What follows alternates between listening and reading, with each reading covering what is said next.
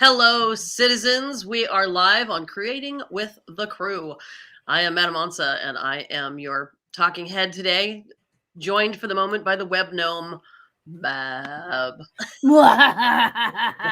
I'm gonna art so hard all up in here. I'm an art fiend. Art fiend, friends, fiends. Hello, Zalani.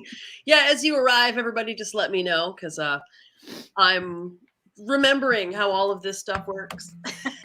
Mab stopped by to remind me of when and where to push the buttons. Happy to know what everybody is up to today. Hopefully you're able to make some. Are you the Mabpire? What's going on there? Little red riding bloodsucker? You're combining tropes in the most charming way. I don't know. I just it's chilly, so I have this little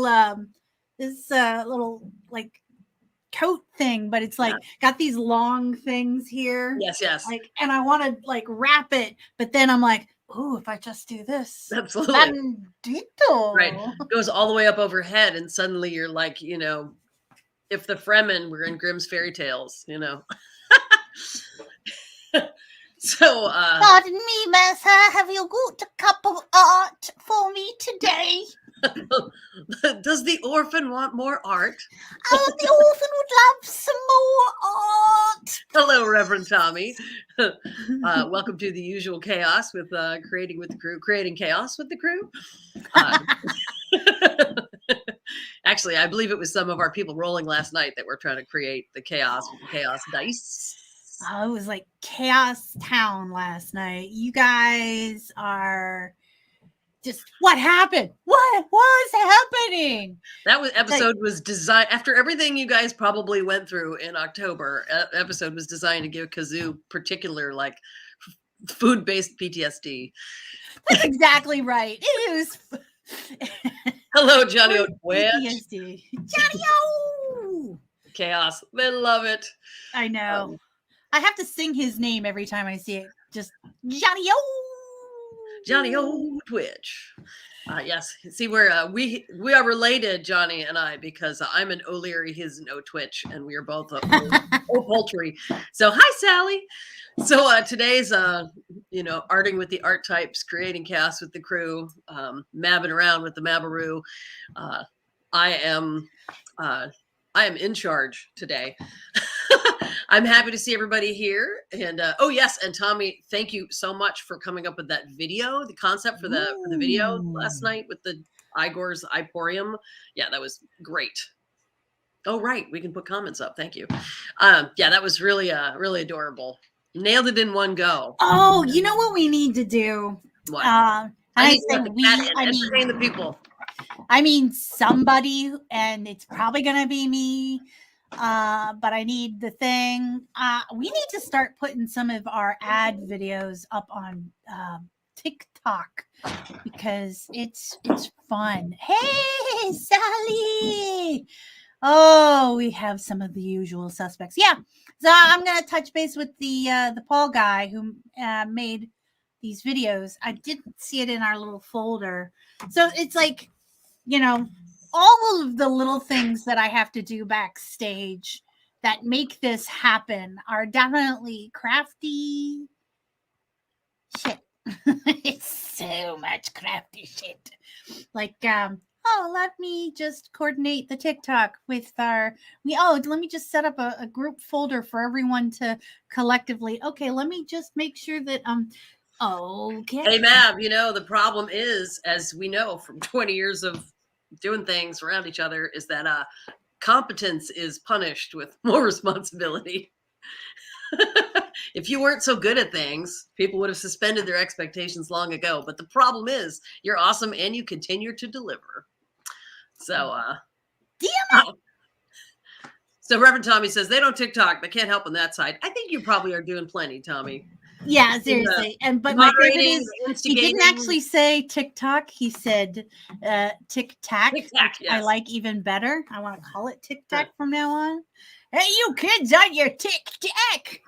Oh, I do those Tic-Tacky dances. It's a flossing thing. I'm flossing now. it's so cool. Ooh, Sally's got a good question. Sally, are you asking me about my chickens, or did Johnny have chicken problems that I didn't know about? Oh, wait, water always finds the low spot, says Johnny. Yes, that's us. We are, Mel and I, we are the damp spot. That's the moral of the story there. I tell you, I'm like dry from the waist down. It's like a desert down there. That's a lot of information. I, on the other hand, am just covered in chicken poo. So, yes, me on site. Yes. So, for anybody who missed it, as a rabid chicken lady, I had a poultrygeist experience.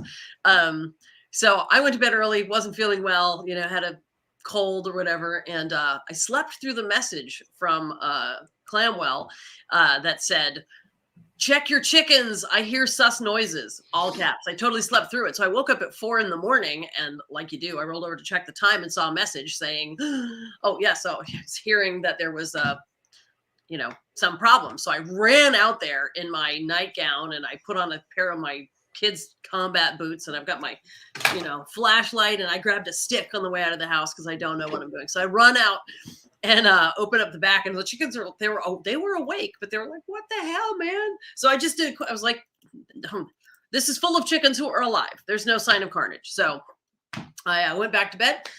So when I got up in the morning to let the gang out and feed them, I was missing some hens. And the little gray Australorps that you guys have watched grow from little tiny puffballs, now they're almost full size chooks. And one of them ran across the lawn. So it had clearly survived the night out of the pen. I don't know what happened. Somehow it was out. And it ran across the lawn and was like, hey, you want to let me in to eat? But one of them was completely missing. And I came in, I told the kids, we were sad because, that's usually not a good sign. And made my coffee and I was like, well, do the normal chicken forensics and patrol the perimeter looking for wherever the fox surely exploded our friend, looking for, there's always looks like a sad pillow fight happened wherever your friend disappeared. And as I scanned the perimeter, I looked over the neighbor's fence over on the other side of the acre, and the chicken was like, hey, I'm stuck on this side of the fence. So fortunately, so they were perfectly fine. I don't know what noises Carmel heard. Maybe they were just yelling about wanting to come home. I don't know. I don't know where all these factors happened, but I was able to say, hey kids, surprise, all the Australorps lived through the night.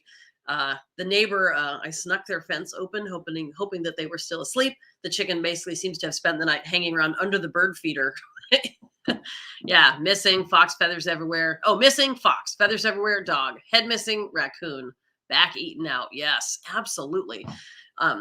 Yeah, we've had variations of all, and I've had big tears through birds, where a hawk got into them and then I scared it off. And so the poor bird is, there's not enough stitches in the world to fix that. So everybody lived. Thank you for asking. Is the moral of the story. You're muted, Mab. You're still muted. All right, I fixed it. But it's just like this song, The Fox. So the fox ran out on a chilly night.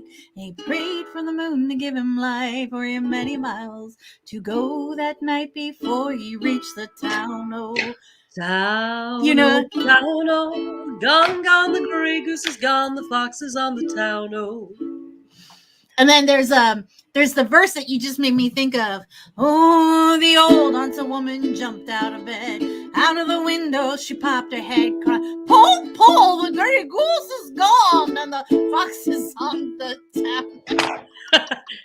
Hey, Russ, welcome. Town, oh, town, oh. I have to say, I had a lot more empathy for the fox in that song before I became I know, because it's got the little kids. And I'm now that I'm the thin line that protects these dinosaurs from everything else in nature killing them, I'm a lot less sympathetic to the predators, even though I recognize that I myself am one. Thanks to anybody who's just joining us. We are creating the crew. This is basically the after party from Net 21 Adventure last night. Some of us may even have slept in between or washed off some makeup. We like to set aside this time to talk about what happened on the show and also just generally talk about our lives and make an opportunity to connect with each other, maybe do something creative if you can make a little space in your life for that. I do realize that is a privilege that we don't all have all the time. So I am using this opportunity today to seize that and make space in a busy day for some arting. I would love to hear what anybody is working on. If you're being creative today, or if you're just listening to us chatter in between your workaday responsibilities, I am making snowflakes. If you know me, Madam Ansa, you know that this season of the year, I like to do cut paper art. I do some Krampus art. I do some Baba Yaga art this time of year, and I've been making a lot of Black Phillip snowflakes, which I've been super excited about, which is to say big black goats. Seemed very seasonal between Halloween and Christmas with Krampus. So yeah, that's what I'll be doing, is cutting up bits of paper. Does the fox have a love? The fox has a wife and kids. I hope it loves some of them. The fox and his wife, without any strife, they cut up the goose with a whack of the knife, and they never had such a supper in their life, with the little ones chewing on the bones. Oh, bones, oh, bones, oh, they never had such a supper in their life, the little ones chewing on the bones. It's a bluegrassy song, but I can play it on a ukulele and no one will know. No one will know. They'll never know. Did I miss the Hat Assassin? I was there. Okay, so tell me more about this, Reverend Tommy. So when you have, so I don't know if Russ is familiar with our show. Last night there was an incident involving psychotic fruit that are not persons, which really bugged me. That bothered me. That worked my nerve, man. They were trained from the original banana assassin, which is a banana that is also an assassin. And I like this, but now we have oranges and bananas, which is great. And I don't know if our favorite that might be the fault of just some guy from Tennessee. Yep, I was just gonna say, just some guy from Tennessee who I don't think is on here yet. He is a 3D printer master, monstrosities, and he makes these things that, like, oh, okay, that's a good thing. Let me just, and he makes them and sends them. And he sent Paul this mad orange, and then that opened the door. Oh yeah, there you go. All right. He's hey, it's Russ. Son. Dracto. So just gonna do some. Just gonna That's what you use to make your snowflakes. Okay, that checks out. So I didn't have the occasion to bring it on the show last night, but in my role as fortune teller, I have the world's tiniest crystal ball but it's only for looking at very small things from far away, and I have some overly large and let me tell you, it's also only black and white, and it gets 3 channels. You have to get your kids to help program it. Hey, you kids, when you're done being on the lawn, can you come help your Grammy program the there's no remote for that thing. Funny remote story. Funny to me. So for anybody who watches the show on the reg, you know that the Dungeon Master is away on a 10-week tour. So before away from home. So before they left, I went away for a minute. I left the house for a minute, and somebody lost the remote control that controls the lights in our bedroom.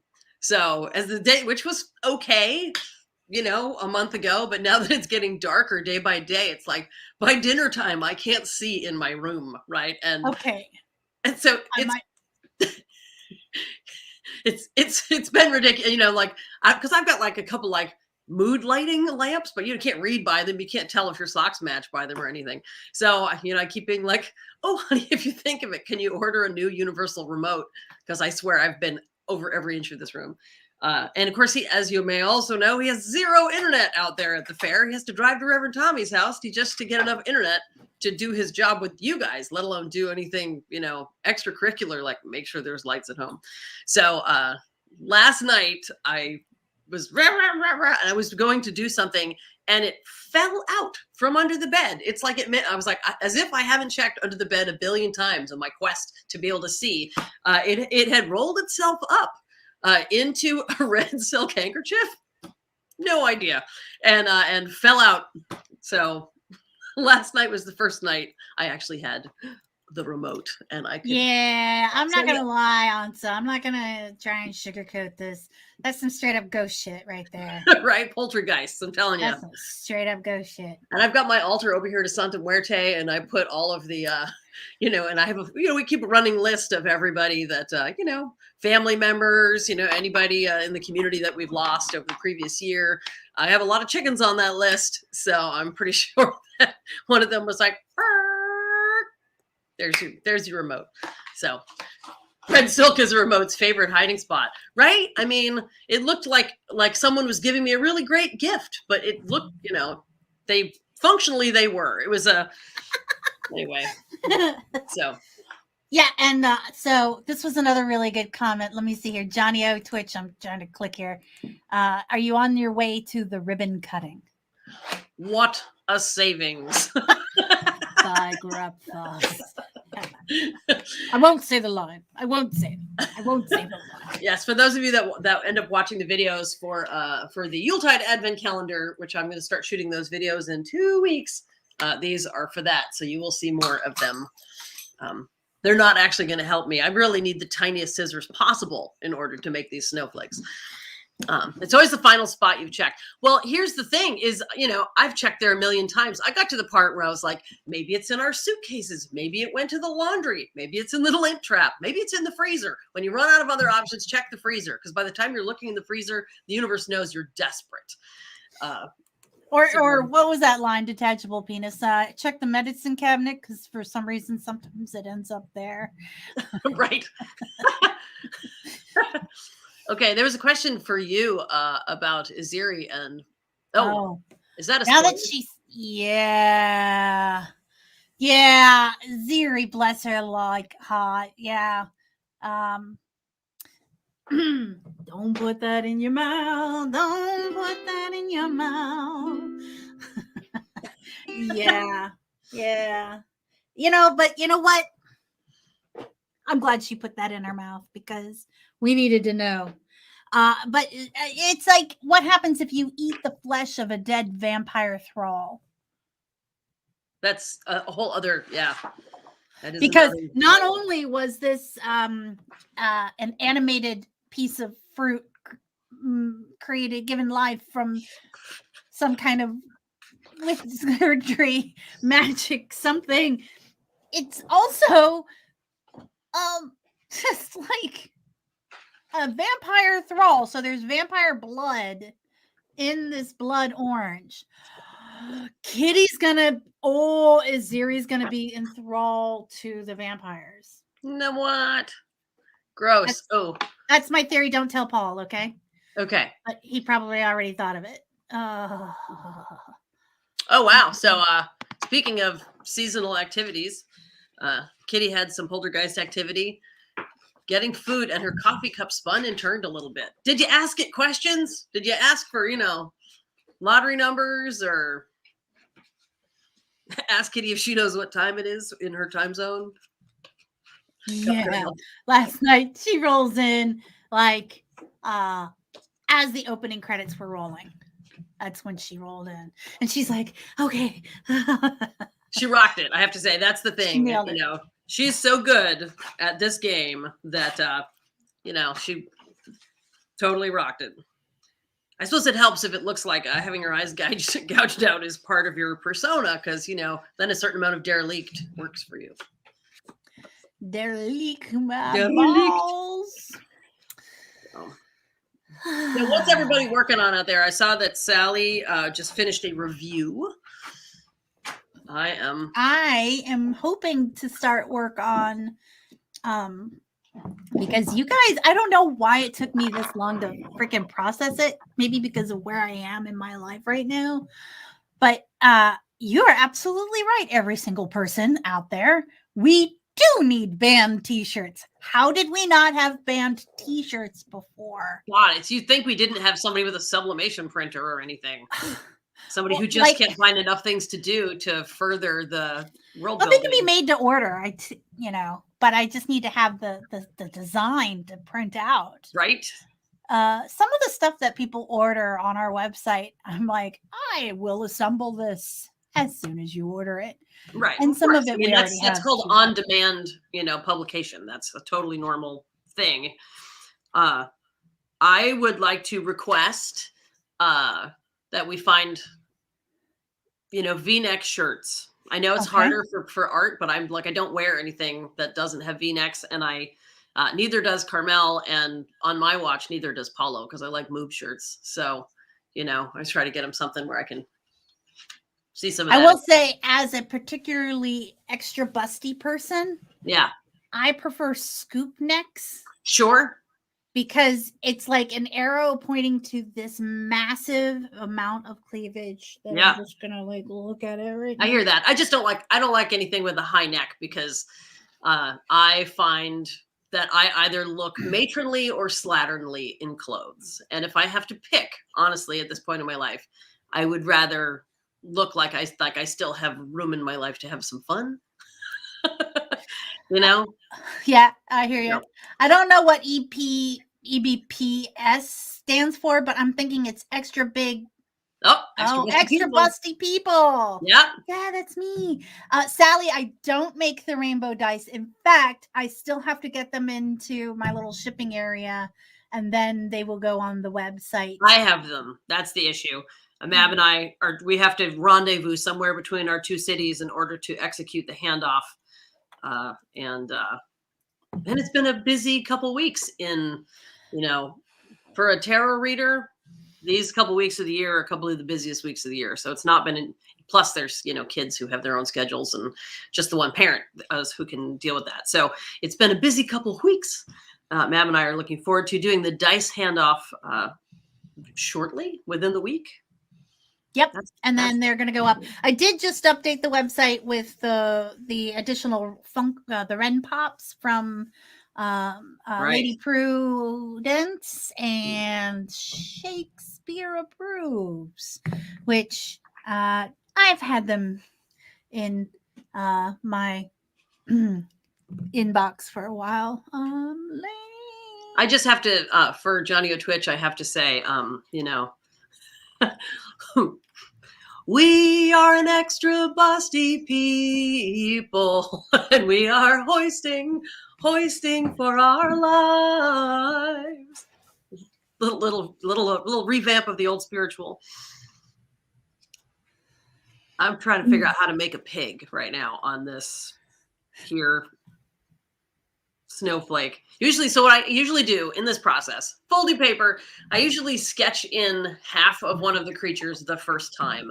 Once I've knocked the basic shape, I have a sense of how much of this shape needs to be occupied by, horns versus ears versus chicken legs or whatever. Then I feel like I can freehand it, but I got to get that first one in there roughly. Because you hate to be halfway through arduously cutting through all of this paper to realize you've done it completely wrong. Completely wrong. Right. And I don't mind them looking monstrous, like odd proportions are fine. But if it's just like, oh, you clearly didn't think that out, that's not an artistic win. I've been making so many of these to manage my overall level of ambient holiday season anxiety that they're all over my house, and I can't get enough of it. But I will take a bunch of them and send them out as actually postcards to my Patreon people next month. Aww. So for people who just need more, more angry pigs, or this one kind of looks like it's going to look like Rusty and Dusty, actually. Rusty! Aww. Using a spiritual tune to talk about the Hoompa Hoobs. Yep. Venus of Willendorf, am I right? Like, before people got all prurient and uptight about these things, this notion of the fertility of the figure has been a fundamental tenet of art as long as people have been able to make things. So And there was no separation between like, ew, spirituality and women's bodies. Ooh, that's gross. Those things can't mix together. That is some bullshit patriarchy, and I'm not having it. So, so there. That's not how we roll here. Right. I know you come to Creating with the Crew so you can hear me rant. Oh, thank you. Sally says all the updates on Kickstarter are great. Oh, wow. 31 updates. This is awesome. Right. I have done one very nearly every day. There was like, I think I might have, again, missed, 2 nights when I had a, midnight tarot gig or whatever. But in general, I've been able to be really, really, as somebody said to me once, you Geminis wouldn't understand. This requires regularity. I could not be mad because they are right. As a multifaceted person, I do find doing the same thing every day challenging, but I have been using this opportunity as a chance to challenge myself and share a lot of the sketches and stuff. All right, I've started cutting the bristlebacks on the back of my little piggy. Bristleback piggy, bristleback piggy. I thought about doing some, I'm not sure, the word isn't brewing. I thought about doing some like potion infusing today on this show, but I decided that this was going to be easier for me to organize. So I harvested all the catnip from this year, and it was a lot of catnip. It's currently drying in my greenhouse, and I thought about making like a tincture or a balm or something, but I saw that it takes alcohol, like Everclear or something, and I'm like, well, if I'm going to be giving this to the kitty, I don't know. If you can use glycerin as the alternative for making tinctures, like vegetable. I did not know that. Yeah, so you do have an option. Yeah, but it's not fresh anymore. Yeah. So I mean, I don't know. I bet you could still do something with it, but I hear you. With cats, he started physical therapy again today. So what'd you say? He's back in physical therapy again today. So we're very excited about that. That guy. It's the 1 year anniversary. Right, of course. Gosh, I'm sorry. I hadn't even thought of that. Yeah, if anybody remembers that, of course, Mab's familiar friend, Murder Beast, was shot by a psychopath and became a differently abled kitty a year ago. Thanks to everybody who was able to throw in and help manage that, because you want to talk about some unexpected, unwieldy expenses. Try having cost over more than $9,000. That's for sure. Paraplegic. I wouldn't know. Paraplegic cat. Yeah.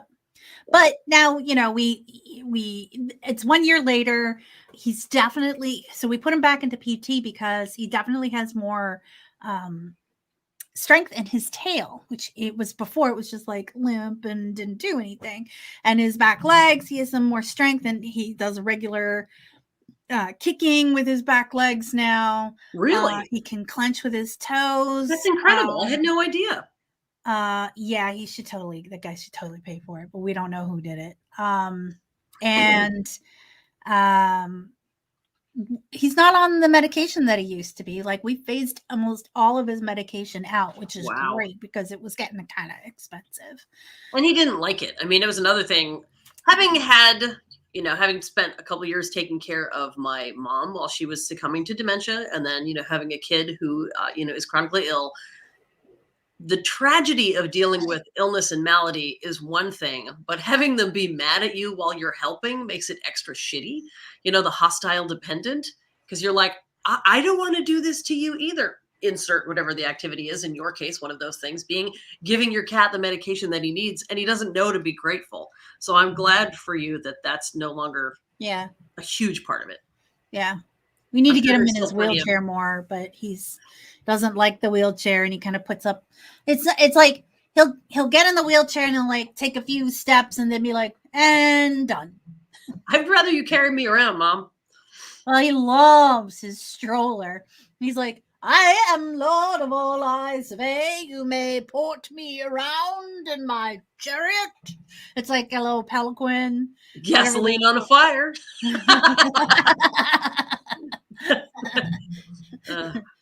Yeah, he's awesome. So yeah, I'm hoping he gets a little bit more mobile. I hope that for you too. I mean, Yeah. what I ultimately hope is that he manages to manage his own bowels so that that Yep. is something that you have less of a burden there. Well, But he can poop just fine. oh, great. It's the peeing that's a problem. Wow. He can't pee on his own, and the problem is it does take two people to express him, Ugh, which has yeah. really limited a lot of my travel. Yeah. Well, that and COVID, but like, fortunately, Magnus hasn't been working crazy hours or anything. He'll take an occasional job, and I've been working from home. But Sure. when the COVID goes away, what am I going to do? Like, Right. if he's got to work from, Sure.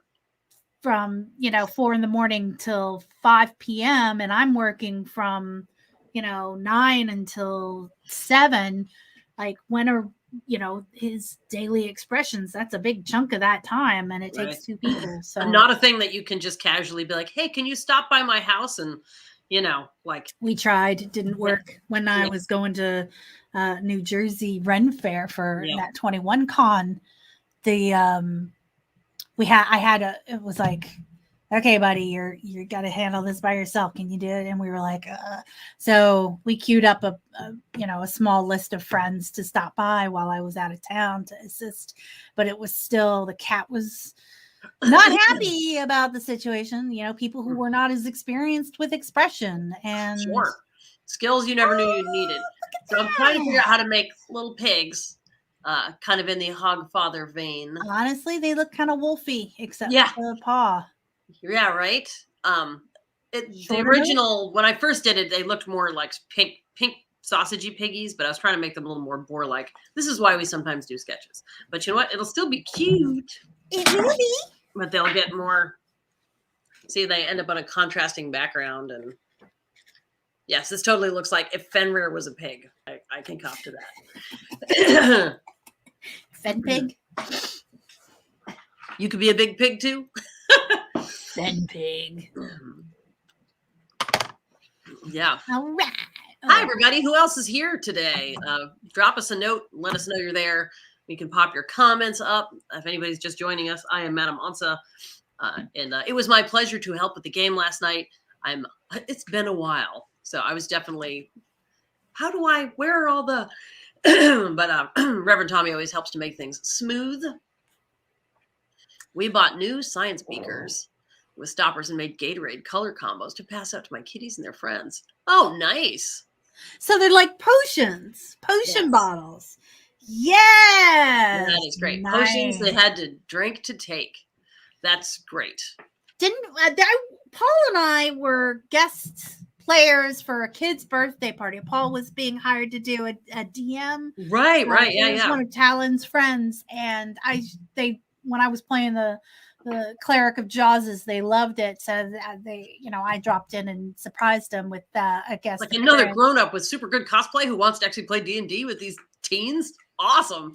The mom had made these potion bottles for like a healing potion and a blue thing.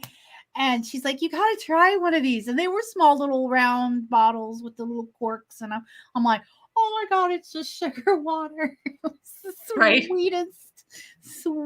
sweetness. And these kids are all like, oh yeah. Like the meme with the kid in the I don't know if any of y'all have actually played, clearly some of you have played D&D with kids, but an interesting challenge about playing D&D with kids at a certain age is that their imaginations are fired up. So they want to like jump around, punch and climb. But in order to play the game, they're being asked to be super imaginative in their brain, but also sit still, which is part of where the whole murder hobo, like I stab it, I punch it. Their solution to everything is because they have so much kinetic energy.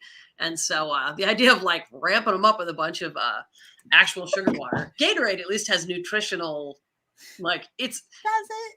Well, people with our son's illness actually drink a lot of it because, electrolytes is a big part of it. And they could just drink salt water, but you think it's hard to get kids to take medicine. Try to get them to drink salt water. So, Gatorade is basically salt water with funny colors. I mean, if blue's funny, I grabbed the dice when they tried green. And the kids put the potion back in the bottle. Nice. Well done. Okay, so potion logistics. Like, at what point do you're like, okay, this effect is happening, and you're like, or do you have to swallow it for it to work? Right. Oi, okay. I knew they could take it. I wasn't worried. I wanted to throw the pink mist down on that fruit last night, but there were way too many civilians all up in the mix. But I wanted. He's not totally evil. He really needs a coaster that says not completely evil, but harder to fit that in there. I'm trying to make a piggy rampant is what it is. As soon as you have a pig in like a dynamic action pose, it's confusing. Yeah, because people don't really associate dynamic action pose pigs. Right. Which of course, like boars and stuff, they will F you up, okay. But All right. We already established on Groundhog Day that it was going to be a do-over. It was just, I don't feel bad about that at all. Although there are some people who are grudge holding individuals. No judgment. That happened.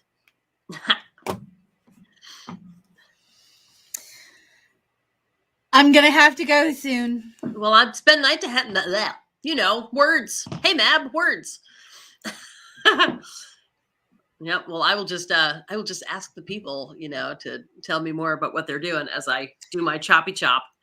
Go ahead and on their Discord channel, which Reverend Tommy knows how to make that Discord link pop up.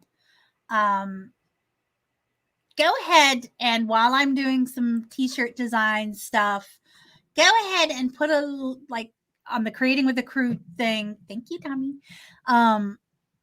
What kind of merch you would like to see? I ask this every now and then, and I'll pick like one or two things and start making it. But we are absolutely going to make the Norks of Grok t-shirts and maybe some stickers, like band stickers. I can easily do that. That's not a problem. There's a couple other things I could actually make a Norks of Grok logo design. So let me know. I will make it. I keep deciding. Because you are multi-talented like that. Oh. And a delicate flower. I'm a delicate flower. I was a delicate flower. All right, kids. Love you. Have fun. Bye, Mabo. Shit. Don't murder anyone. Don't miss anyone. I'll bring you one of these pigs. Ooh, hi. Here I am, everybody. So I wish that you could see what I was doing, although right now I'm mostly sketching. But TTFN. But I am. You know what? Actually, I'm gonna. Should have done this while Mab was here. I want to show you some of the snowflakes that I've already made, and then I will get the walking tour of Awesome Town. Epilepsy warning. If you're inclined to get disoriented by movement, look away. So, as I said, I have made a zillion of these Black Phillip snowflakes. So I'm sort of tiling the house with them. Try not to make you dizzy. So there's the liquor cabinet. So there's a whole bunch of those. I just made as many as I could. And then on Halloween, after I was done gigging, I started making black cat ones. Let's see if I can get some light. Off to art and work on gaming table. Good luck. See, it's like I have, Mexican style tiles in my kitchen, except they're just two-headed cats. So that's what I have been doing. Now I'm just and here's a little Baba Yaga one. I don't know if you can see him in the window. Little Baba Yaga with her chicken feet. So that's the kind of thing that I am working on and I will be sending out to people. It just helps me manage my fiddly energy. Oops, try not to fall over. So I was amused last night to talk about the game a little bit. I've been out of the loop for a while. October was a busy month for me, so I don't know exactly what was going on. But my understanding with the mausoleums and the ghosts and all that it was all very noir. I don't know how serious it was, but it looked like it was, noir. So it was funny to me to come back in time to be like, okay, so this is you guys went to a shop, didn't you didn't interrogate the guy in the eyeball shop, whatever we want to call that. Like you just kind of like went in, dissed the guy and left, got in a fight with a bunch of fruit, argued about semantics, and then what's the word I'm looking for? Like press ganged a bunch of gnolls into being a fan club. That took 2 hours. I'm sure you guys were doing a lot of very serious, dangerous, paranormal battles and so forth for the last month while I looked away. But I clearly got back in time for the all-you-can-eat brunch of foolishness. Oh, thank you, Johnny O Twitch. Yeah, it was fun. I just need to remember where all the knobs and buttons and doodly wax are. And it's funny because I'm in the habit of knowing all the players at least in the Net 21 games, even in Goblonia and so forth. Like most of the players are people that I already know. And Prue is somebody that I've actually just met the one time. She rolled through Awesome Town. It was a pleasure to meet them. But yeah, it's interesting Metatroning when like with Mab, it's like Mab and I can run all over each other's lines and it's fine. We'll find a way to make it work because we have a performance lifetime's worth of experience in that capacity. So trying to figure out how and when to interject. I know some of the fun of Metatroning creatively is being able to be involved in that action, but I was just keen to not, how it is.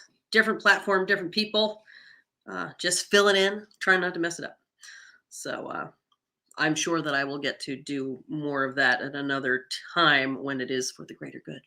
So thanks for the vote of confidence. It's a little bit of an embarrassment that I don't actually know more about the mechanics of D&D. I would say that like juggling, if Dungeons and Dragons was contagious, I would have caught it by now because I've been marinating in it for so long. But the last time I was regularly involved in a D&D campaign, I was in 5th grade. I had the coolest teacher ever. He was so cool that people started asking to be transferred into his class the next year. And instead the school fired him because he was too cool. In 5th grade, we studied Greek mythology.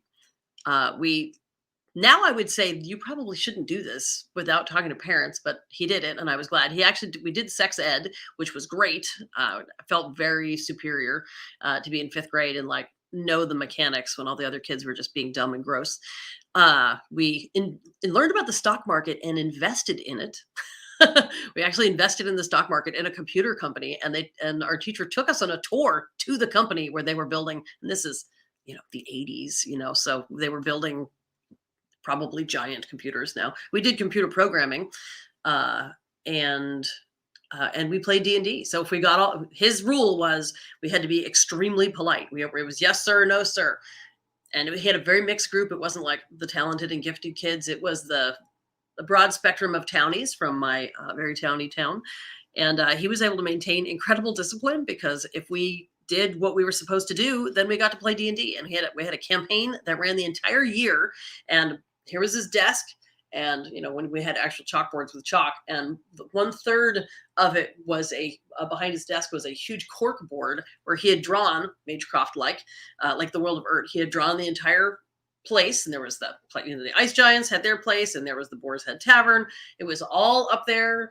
And so he would move the little pins that represented the different groups around the entire known world. It was really awesome. I was very nostalgic for it. And for years afterwards, I used to sneak into that classroom at school events so I could look at the board because the teachers that came after him were like, I don't know what the hell this is, but it's clearly cool. And so they left it up for a long time. I could partially reconstruct that world from memory, even though I was in 5th grade, which was more than 5 years ago. So that was the last time I actually played D&D. So I feel like I should know more about it. I certainly know a lot about world building, but when it comes to all the rulesiness and rolling for initiative and all of the things, I don't know much about that stuff. So I'm fascinated that you guys all seem to know. It's like I get to be in the tour bus of a band, of a cool band that I don't know much about. Totally loved Prue. Her expression drinking and commentary with the crab napping. Oh, right. Oh, yeah. Yeah, Prue is great. And for all the people who stopped by during that show who aren't our normals, I definitely was like, so there's a lot of people riffing on pop songs on folk instruments. Welcome to the channel. Yeah, it was great. Good game. Good people. I will say, I've known Paul Garbanzo for a long time, and one of his superpowers is being blessed at or good at being able to find really great people who want to build things together. And we really see that with this channel and with you guys too. I mean, everybody who chooses to show up for all this foolishness, there's a lot of other things you could choose to do with your time, but the fact that you want to show up and participate in world building and sort of shenanigans takes a special kind of person to think that's a good time. Our kind of person. All right, so here I am. If I was more high arty about this, people who make really high art, paper art, snowflake situations use an X-Acto knife, and they're doing all kinds of very controlled layered and line work. I could do that, but what I really enjoy is the sort of just hands-on, what happens if I do this folk art.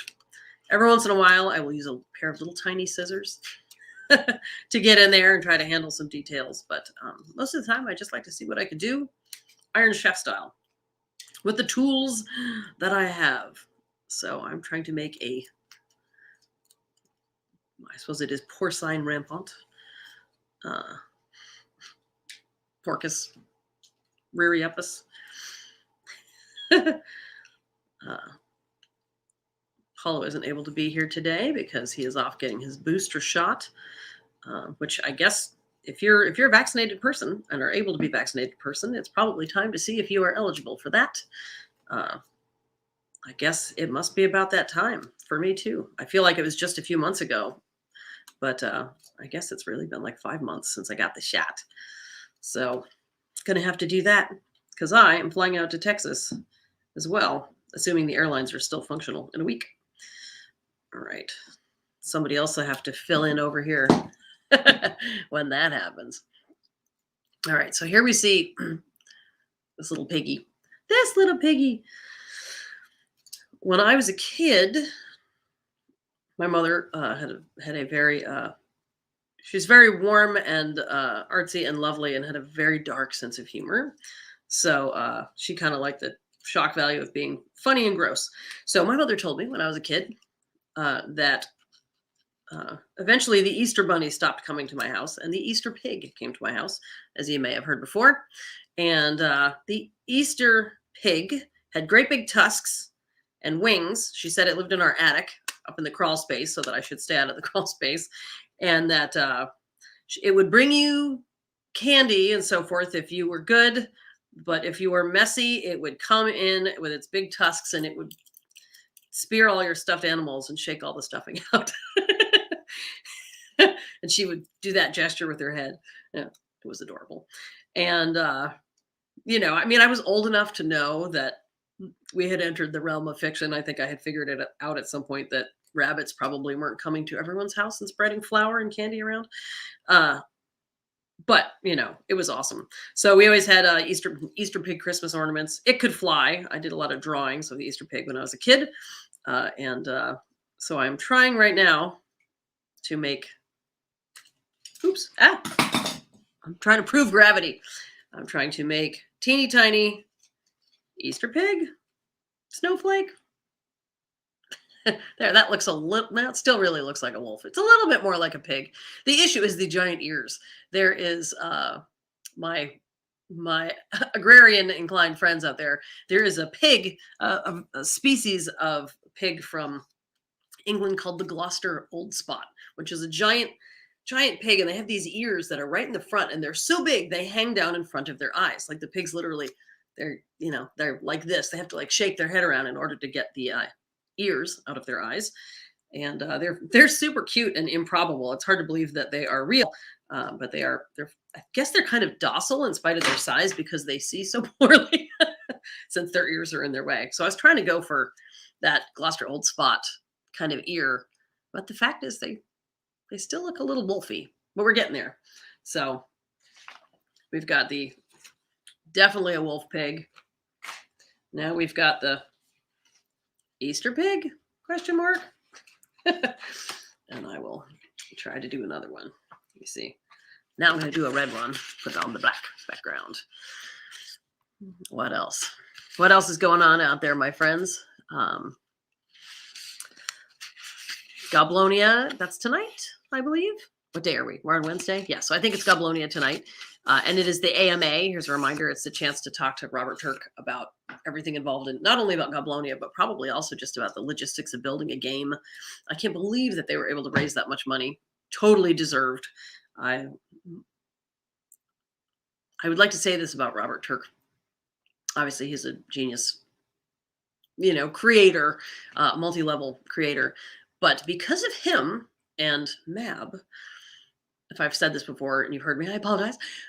Because of him, because the kids never knew him as Robert, they only knew him as Gandersnitch the Goblin. Gandersnitch is a big brown hobgoblin, actually carried a big pair of scissors, not ridiculously big, but big scissors, long pointy nose, glasses, a very distinctive look, and he has a distinctive accent. Very strong character because they interacted for so many years at events with Gandersnitch the Goblin, who's a hobgoblin, who has amazing books. If you want some entertaining fiction, Robert's written a couple books about the adventures of Gandersnitch, not safe for children, but they're great. They're very fantastic world building books. One about how he almost saved Christmas. There's a lot of stuff.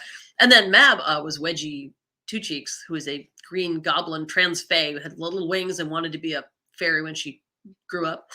The kids grew up interacting with green people, brown people with pointy noses and tails and so forth. And like I did with the Easter pig, at some point you cross over from like living in that world as if it is the only reality to understanding that there's a level of play acting, but that the play acting is making the world that we live in richer and gives you the opportunity to sort of live in this sort of improvisational comedy and poignancy that you wouldn't have if you didn't get to interact with whatever, goblins and fairies and trolls. So at some point, the kids figured out that Wedgie Two Cheeks and Mab knew each other. I remember my little kid saying, "Do you know Mab?" And Mab was like, "Oh," or rather Wedgie said, "Oh, I totally know Mab. I know her so well. She's like, we're like this close." And the kids were like trying to figure it out because they were starting to understand that there was some continuity between this large green personality and Mab, who they also knew. So because of people like them, our kids are uniquely prepared to live in a pluralistic world because they grew up thinking that goblins were people and hobgoblins are people, and they may not be like you, they may not look like you, they may not talk like you, they may have some interesting cultural behaviors because of being other, but that we can be friends, we can be close, we can share dinner, we can all of the things. So once they grew up to just realize that these issues parallel in other ways, let's just say, for we mere humans, and it's a really nice to know that thanks to living in a world full of goblins, these kids are fundamentally less racist in that way than we were raised to be. I know that I don't consciously have racism, but I mean, we live inside systems, right? So it's like, I'm sure that we all have shit to deconstruct. And I think the kids have slightly less because they grew up surrounded by not merely humans. That's the moral of the story. In other news, Reverend Tommy is trying to figure out what to do because this week is quieter than previous, right? Wasn't last week just a lot? It was a lot. There was a lot going on. Like I said, I could not even get anywhere near Mabs to do the dice drop off. So many gigs, so many doctor's appointments. Paula was here for, 3 days trying to do all the things, trying to dad, husband, son, dungeon master, do house repairs. All of the stuff. All right, now I'm trying to draw a different action pig. Action pig, which is hard to do kind of because so much about action in animals is made clear by what their limbs are doing. And pigs don't have much to work with in that department. Yeah, back to empty condo, and it's so quiet. Aw, yeah, but your place is cool. I like that you've got a lake. Get yourself a paddleboard rather. Yeah, that is cool. Yes, Reverend Tommy, I'm looking for things to do in Houston. So if you have found any good, restaurants, museums, whatever happened scenes, I'm hoping to fit a little adventure in when I'm out there visiting. So I get out of the house for a minute. Where am I even going to put this pig's other legs? Let's see. Is there room here for wings? Can I make room for piggy wingies? All right. Let's see. So here's my little sketch. Like I said, I'm trying to make them action pig. Every 10 years, it's a new world with each crop of humans. Yes, right? Thank you, Johnny O'Twitch. I hope we have left them something worth working with in their time, because they're definitely growing up with some different opportunities. Maybe opportunities to do better. All right, so I'm going in here, trying to make curly piggy tails. If you are somebody who is likely to be getting a postcard from me because of Patreon stuff or whatever, if there's a particular animal you'd like me to try to tackle, I'm open to inspiration. I was challenged to try to do some pigs by our friend, the goat lady, because she saw my goats and thought they were good. When a lady who looks at goats every day likes her goats, that's a high praise. All right. So angling around. Boop. Boop. I'll probably do this I probably have like 10 more minutes before I got to go do other things, but I'm glad to have stolen a little time away. All right. There's one tiny wing. One of the interesting things with pig anatomy is that they're very different. In pigs, there's a huge variety from big sort of arch-backed spiky boars that look like the buffalo of pigs. They're sort of very heavy, shoulder loaded, and then there's little pink squigglers. Some have long noses that are almost more like a tapir or something, and then there are some that have that absurdly ramped up cartoonish face.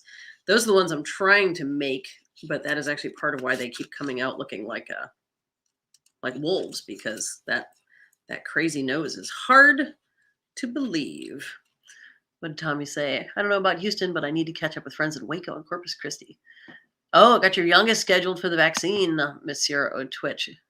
Yeah, congratulations on that. Ours are both old enough that they got their first, they got their first and seconds. But, and because our kid is got some health challenges, they were able to get vaccinated, for which I'm grateful. But not all of their friends are. So we've had to navigate an interesting place. I'm definitely like, everybody get vaccinated or don't talk to me. That's my gut response. But, there are some kids for whom, or some people for whom the rest of us need to get vaccinated, because they are the people who need the benefit of herd immunity, right? In so many cases, our kid with the situation is usually that kid. I'm grateful they were able to get the vaccine, and they have had many vaccine averse experiences. Like my kid is the kid who, vaccines give seizures and stuff like that. So it's not that I'm anti-vaxxer, if that makes sense. I get it. I totally understand that there are some people who can't do certain things. We have been them, right? Like I've had to fight to keep my kid from having to do things that I knew were going to make them sick. But in this case, uh, yeah, it's just interesting you have to try to find a way to work around, well, consent and boundaries, I guess. It's not been easy because I just assume not ever interact with anybody ever who's not going to be fully vaccinated. But that's not the shape of our lives. There's a lot of people in my kids' friend and support network who are those people. And of course, Tommy and Paulo and Katie, they're all out there in Texas where you're dealing with all kinds of folks, folks who fall on every side of that, from I do what I want because America to, I do what I have to because illness. All right. Oh man, these piggies were barely still attached at the bottom. Piggy, piggy. So more flying pigs. It's actually red paper, but it kind of looks pink. So here's kind of hard to get them on there. So those guys look a little more classically piggish. Boop. Try to figure something out there. The state of living in the today. Yes, that's it, Johnny. I have to say, as you may have noticed, I'm a person with strong opinions, and I'm solidly a leftist weirdo. But I always say when the tarot reader is telling you should believe in science, you need to ask yourself about your life decisions. Okay. If anybody out there wants to tell me what animal to try to make, I'm 3 deep in pigs, and this is probably the last one I have time for today. I can do anything that's small enough to fit in this size. I've made a couple double wides as well. I made a Valentine for Paulo. That was a double wide one. Let me see. I want to thank everybody who's continued to support, who started to support Prue's new show, and then also has been Bunny. Thank you, Sally. Bunny it is. Folks who've been supporting Carmel's show too, because she's really enjoyed her community. Seems to have shifted not into just people who wanted to listen, because of course she's good for listening to, but folks who want to engage and are interested in having these sort of discussions. What's it all about? Where are our values as we make our art? That's great for her because that's what she wants.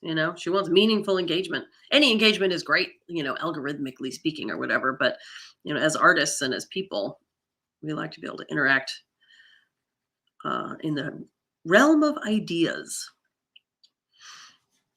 All right. Yeah, bunnies don't have much for a neck, do they? That's part of the challenge. Speaking of bunnies, one of the most formative books of my childhood, Watership Down. If you've never read it and you're a person with a patience for reading, all the movie adaptations of it are potentially worth seeing, but you'll definitely get caught up in being like, that's not how I remember it. Bye, Johnny O Twitch. Have a good day. Good luck with the kids and the birds. Yes, Watership Down is an amazing experience in world building. It really is. It's the Lord of the Rings for rabbits. It's a full exploration of folk culture, superstition. What is the purpose of art? What is the purpose of society? What is the obligation of society to the individual? Richard Adams, that author, did an amazing job with that. That was one of the seminal books of my young life, I would have to say. This bunny might be cute. Let's see. Try to see if I can get it done fast. You loved it, Sally? Yeah.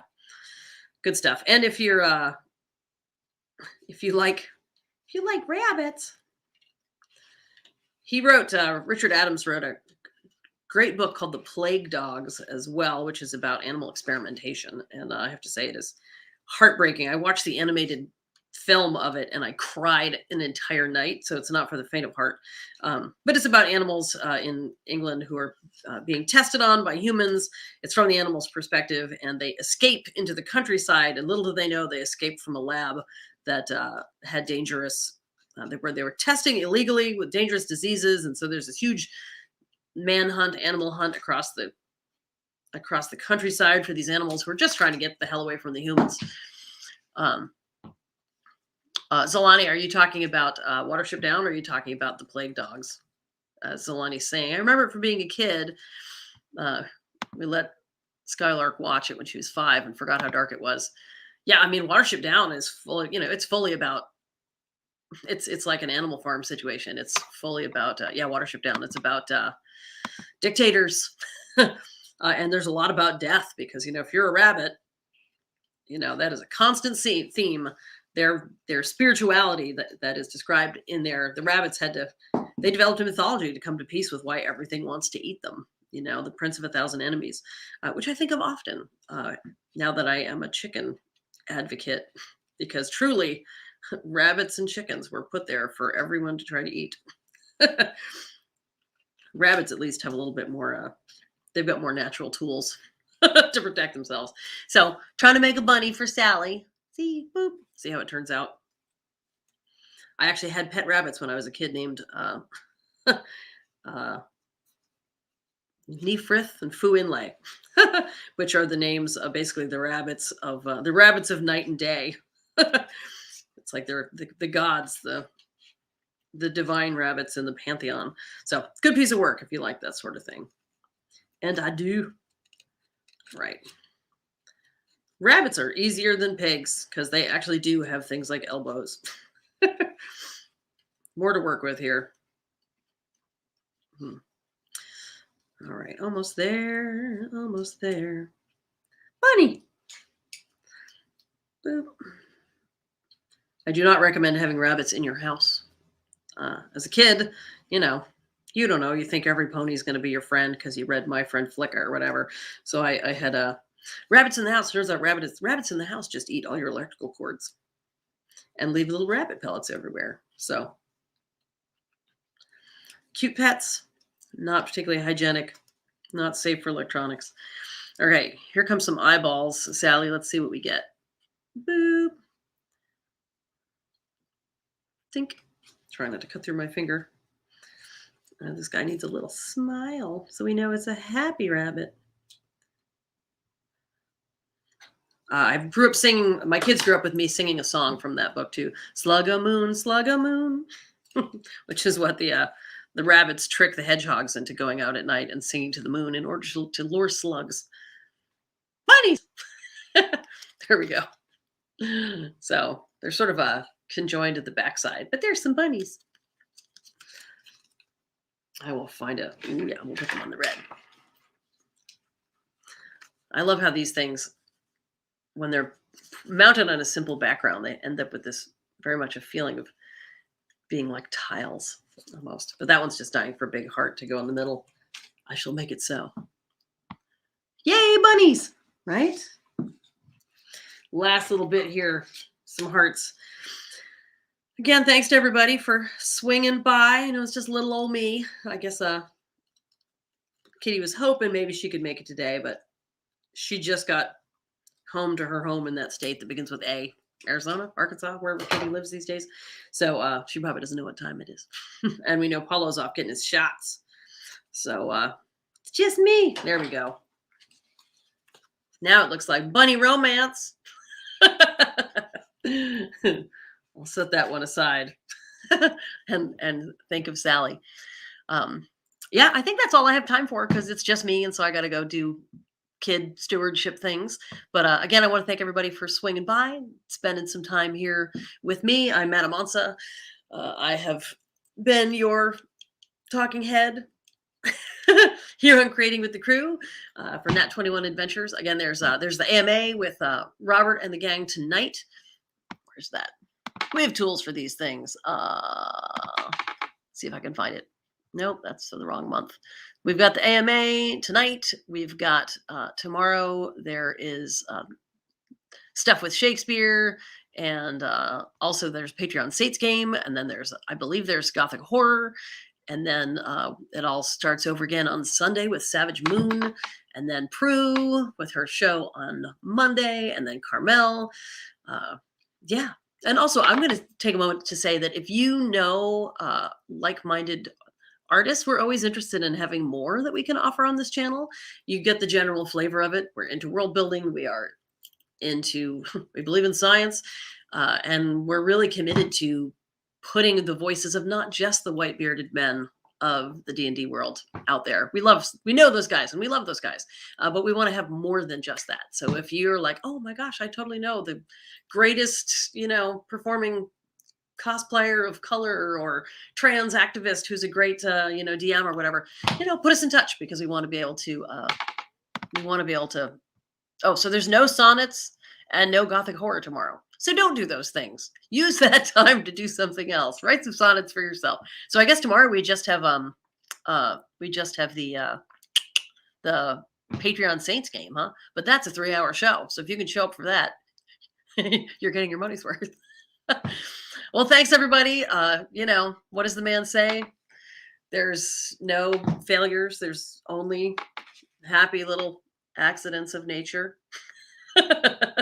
See you later.